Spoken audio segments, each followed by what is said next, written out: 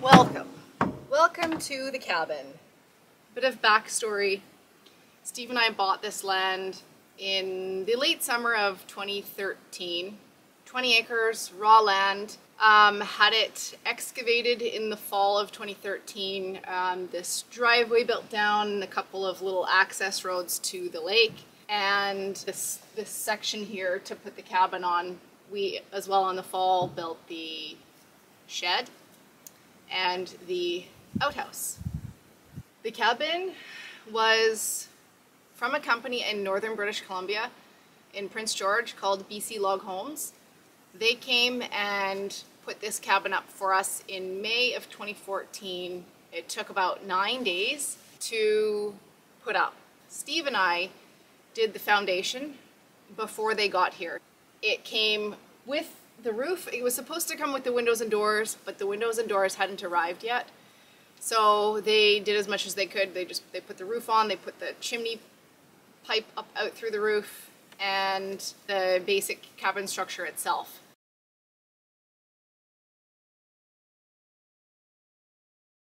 Now this place here is a place of both extreme, utter quiet, peacefulness, serenity, calmness, all of those things coupled with extreme weather, extreme winds, storms, raging lake, which sometimes to me feels like the Atlantic. Not that I know particularly, but it just can be so crazy here.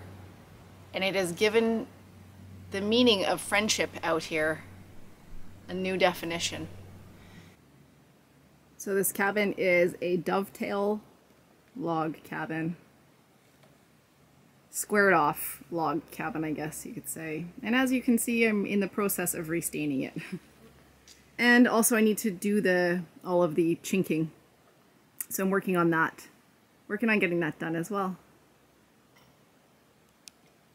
Come on in. You and the flies. It came completely as a shell. So anything that's done in here has been done by Steve and I. The entryway is small. There's not a lot of space to put your shoes and stuff, but anyway, I made a little coat rack there. And then we basically just store shoes under the stairs there and here. And then in here is the bathroom. So this is just a shower and a sink. There's no toilet, we just have an outhouse. And this is also sort of the electrical room, I guess you could call it. So Steve set all of the electrical up in here. A little bit messy, Steve, but it's all 12 volt, set up like a sailboat. So a basic on-off switch for everything. This is a little panel of switches, so for the main entry, bathroom, bedrooms, kitchen lights, bathroom. So he did all of the electrical, all of the plumbing, and all of the gas fittings. This is the hot water heater, on-demand hot water heater. Here is the, I've gone through this before in our off-grid water video, off-grid water system. So there's the main valve of where the water comes in through the cabin up into the hot water heater, the shower, hot showers, which is really nice. And I built this little bench, and basically just using leftover 2x8 material that was left over from when the cabin was built. And its main purpose is to hide the litter box. The kitty litter is in there. Sink. Good pressure. The thing with all of these faucets is that you need to take out the restrictor. There's restrictors in all of the taps. And when you just have a head gravity pressure system like this, it's not enough pressure to push through those restrictors, so you gotta take all those out.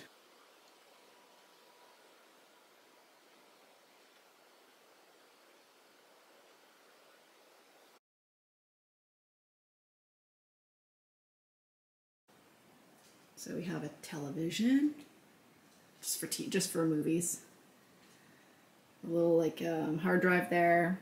We do have DVDs out here that we watch. I put in this rock. It's a fake river rock that I did, I don't know, maybe 5 years ago. And then just a little hearth. And there's the kitchen. Like I said, this was totally bare in here. Plywood floors, and that was it. So like I said, Steve did all of the electrical, all of the plumbing, and all of the gas fittings. And then I kind of did the rest. Well, he installed the shower. And then beyond that, I did all of the interior stuff. I installed the kitchen. This was just cabinet stuff from Home Depot, I think. Propane, stove, oven. We used to have a propane fridge, but we got rid of it, and we have this isotherm electrical fridge now. We were having problems with the propane. I guess not really problems, like it just used a lot of propane. It used like 1.6 pounds of propane a day, which is a lot when you have to carry all the propane tanks out here. That, and also it kind of was a pain in hindsight, or in retrospect now I know why. It was because the propane is outside at the entrance of the door, and the propane to the fridge was at the very end of that line, and I think that we always had a really hard time starting the fridge. We would usually have to get the generator going, get it cold, and get it kind of kick it into gear, and then it would go on. But I think that if we were to go with the propane fridge again, or if we could have redone it differently, I would have had propane right outside this area here and separate propane tanks directly for the fridge so that it's right next to the fridge, and then I think it would have been fine. This is good. I like it. If it's not sunny and windy here, the 3 deep cycle batteries that we have do sometimes struggle to maintain the fridge, I suppose, especially at night. I installed the countertops, which is just sort of a, I don't know, a fake marble tile. And then I put this hemlock, it's hemlock, border piece on the front. Some people are going to not agree or like the fact, there we go, that I painted the walls white. I just actually did that last year. I haven't done the back wall yet, and you can see there's just too many tones, yellow wood, of yellow flooring, yellow, yellow, yellow, and I just like to offset different tones of wood. So a few years ago I put up these scrap boards. Some of it was left over from when this cabin was built. Some of it was crate pallet wood, and then just gave it a little bit of a whitewash just to break up the different tones of wood. I wasn't quite sure exactly how this kitchen was going to go, so I ordered these 2 big drawers, and they were fine, except the only thing is I find that they're too big, and you have all of this extra space. And then I built these drawers inside. And this is like my spice drawer.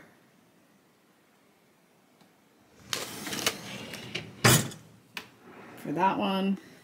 And then in this one I did the same. And then another drawer here. It just really increases the space, usable space.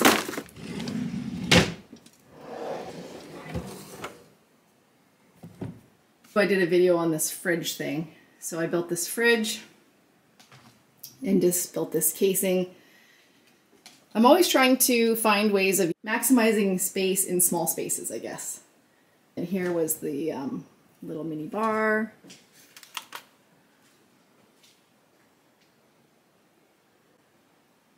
I actually just put this fridge back together. We installed a energy saver feature on the fridge, which this has all been taken apart and put back together so many times.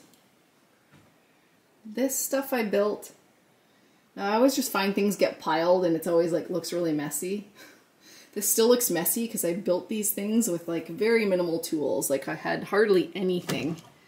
These are little knob things actually from the rail grade. They're little, I don't know what they were, but they came off of a telephone pole. This is like Steve's diabetic supplies. This thing is broken, but anyway, there's some pet stuff in there. I gotta fix all this stuff. Fix it or redo it, one or the other. So I built this little island thing, if you want to call it that, just to make better use of the space in the kitchen. So I originally had designed this whole thing around putting the recycling in here and putting water jugs in here. Now that we just drink the lake water and I've deemed the recycling not to be as valuable place inside the cabin, I just leave that out in the shed. I have this whole extra space. There are no closets. That's the only thing. There are no closets in this cabin. So storage is a struggle. Basically, this is going to be a pantry. I think I'm going to do drawers. I can't stand cupboards, like these deep cupboards where you can't get into. And then in here is just, yeah, kitchen stuff, pots, pans. And these are these really like shitty cupboard doors I built. I had just gotten a table saw, was like the first big tool I had gotten. So I was using it to rip down these little border things, and this is the tongue and groove boards that were given to me by a friend that I've used in the ceiling, used in various places. I mean, they're really terrible, terrible cupboard doors. And I didn't even have a nail gun at the time to do small enough nails. So I just glued and stapled these things together.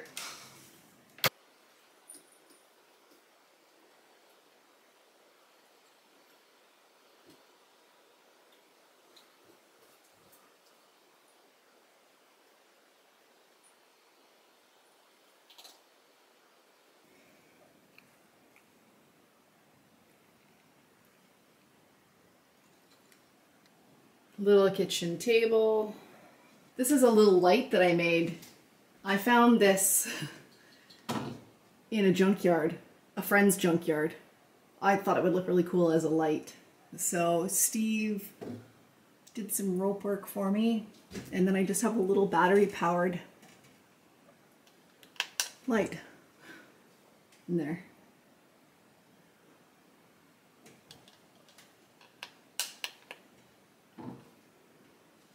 I built this little pantry thing. Like I said, there's very limited space for storage, so dog food is in here. I still need to like reorganize that. The couch. So I built this couch. It's a 2x4 couch. Its purpose, we had an old couch, one of those die-cast fake leather couches. I built this couch basically with the dogs in mind and Steve watching movies. It basically can fit two of us. This was an old sleeping foam that we had left over at the house, and I just put a memory topper on it as well, and the cover that came from the memory topper had a zipper. So I made this out of, this is like a vinyl. It's sort of an indoor waterproof vinyl, super easy to clean because of the dogs. These are all just homemade dog-friendly cushions. And then I made these back cushions from the old couch that was falling apart. I took out the inside of the couch and reused it to make these. Just sort of like it's supposed to be like a waterproof type material. So lots of repurposed, recycled things.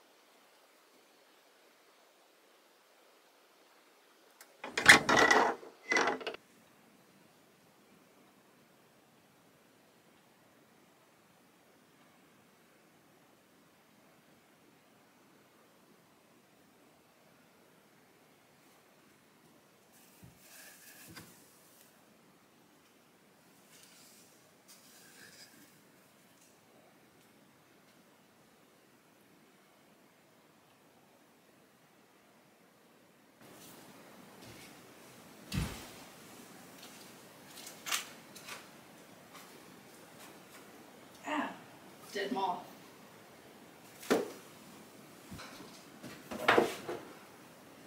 Oh yeah, I gotta talk about the floor. So the floor, I made the flooring, and it is plywood.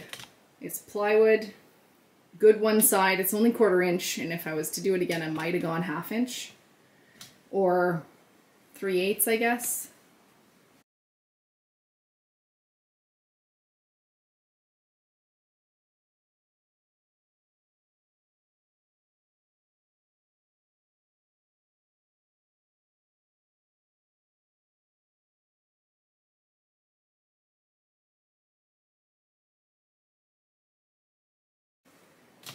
Anyway, it's like stood up really well anyway, so it's fine. And then the same idea I used for all of the wall planking. So that's all plywood as well that I just painted. Light. We do have a fan, it gets quite hot in here too. Little mirror that I made. And a sewing machine. I do sew, obviously. Yeah, I picked this up from an elderly couple, and it's also electric as well, but I've only have it running so that it just runs as a treadle.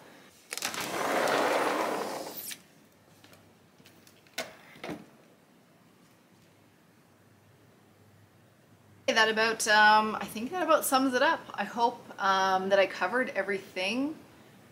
No, I didn't. I missed a lot of things. The solar panels, there's 3 solar panels, and they are, I think, 150 watts each. I'll find out from Steve and make a correction if that's incorrect. Solar panels, so we have solar to charge those 3 deep cycle batteries, and then we've got that wind generator too that charges them. I think that's it. Anyway, I missed a lot of little things, but it gives you the gist of it.